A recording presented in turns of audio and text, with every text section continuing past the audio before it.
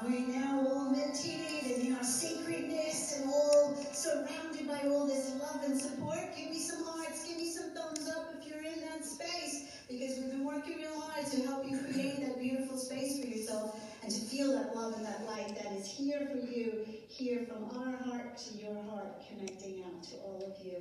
So, we are here now, but God is alive, magic is afoot. She has turned the wheel again, and now we are coming into the time of light.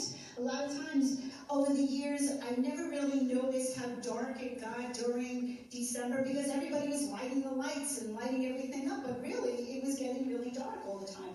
This year, I don't know about you guys, but I felt the darkness coming. It felt dark right away. Felt a little bit heavier. And so when I started seeing some lights putting up around the houses, I thought, oh, that's beautiful. It started out with Diwali. Diwali was a breath of fresh air, brought in some light, and then the light just kept growing and growing and growing. And now here we are. And at our Holy Days party, Zoomed last night, Chris McDonald's had a great presentation. Thumbs up, hearts for you, Chris, there. Thank you so much for that. And that in part of that, what you did is show the pictures and the Stonehenge, or all these great monolithic structures that were all around the world, where they looked for where the sun came and when it stopped, so that they knew that it would come back up again, the light would return again. And think about that being and not knowing darkness is still coming. Darkness is still happening, and we don't know for sure if the light will come again. I know that many of us can relate to that idea, that the darkness just keeps coming, and we don't know if the light is going to come again. But imagine the faith, imagine the effort that these people put in to put up these grand structures, to make these sun calendars, to watch this, the effort that they put into it, to making sure to trust in that. When we talked about Rumi at the beginning of the month, constantly he says that idea of work the invisible world as much as we work the visible. So think about that, putting up these giant stones, putting up these giant monuments to measure the sun, to hold in the sun, to help tether the sun, to do all of these things to make sure the light returns, to make sure the light will be for us, that we will maintain it in our lives. And then along comes this babe. And the story of Christmas is that the light does come as we follow the star. And this year, the star will be here, brighter than ever, with our Christmas star that's going to be there. Is Uranus and Saturn? Is that the two that are together? Saturn. And after this is 800 years. But listen, that light, that star, came upon the beautiful manger, as we had in our story. And what was that? A babe. A babe. Innocence. Light within. A Christ comes in simplicity, in purity, in connection to the earth. What more way can we be connected to the earth than being born on the ground in the stables, in the hay, right there with the animals? Showing us to come back to that place of innocence, that we find the light, we find that true place of love and light back within, back to that place of innocence within us. This is where we are asked to allow the Christ to be born in us. This is where we are asked, as the earth is doing its job, as the sun is doing its job, and they are all returning, it is up to us to return the light within us, around us, and the being in that, and to connect to that Christ so deeply and so innocently that we become peace in action in our world. Yes, that's the idea. I call this today peace to all. Peace to all. There's one thing about winter and snow and that cold. It leaves a crispness in the sky.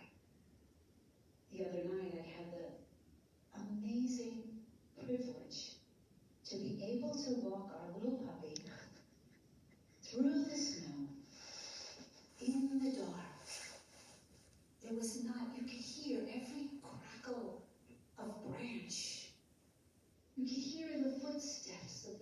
the little tinkling of the little collar that he has on his neck. And then the quiet when he stood still. And that quiet, that peace is what we strive for in understanding Christ being born in us. That we carry a peace, a stillness. That we're not afraid to be alone. That we understand that we are so connected and so at peace and at ease. So filled with the vastness of the universe. And it comes when we are quiet. All is calm. All is bright. A holy night made holy because of a remembrance of an innocence of light. So small. Will the light return again? It will return again in the sun moving around the earth. But the question today is, will the light return again for you and in your life and in your being? Are you going to turn to that babe of innocence, of truth, that is that light within you? Call to that light. Dig in deep for that light. Be still in all that you do. Make it a wholesome light. Oh, holy night. W-H-O-L-E. Make it whole in your beingness, in your heart and your mind and your soul. Draw in the newness of that light. And know it comes in stillness and connection. Because that's what we're trying and striving for. We're coming into the winter, and the winter is the time to go in to find that light, to go in and find that inner knowing, that place that was put in you at the moment of your birth. And that is what the manger is here, that the birth of the child, the birth of every child, is a new light into the world. And can we hold to the Christ that we are, to the light that we are, so that all the heavens will say, glory, glory, hallelujah, that you are born. And so the message, my dear ones, is to remember to hold that peace, to hold that light, to not be afraid, to stand in the glory of all that is given to us, of all that is being seen for us, and come back to stillness. Come back to all is calm and all is bright. Let us this Christmas allow the Christ to be born in us and be worthy of that light that was given to you at your birth and that is given to all of us. And let us come back to that and extend that light to all we see, so that peace truly will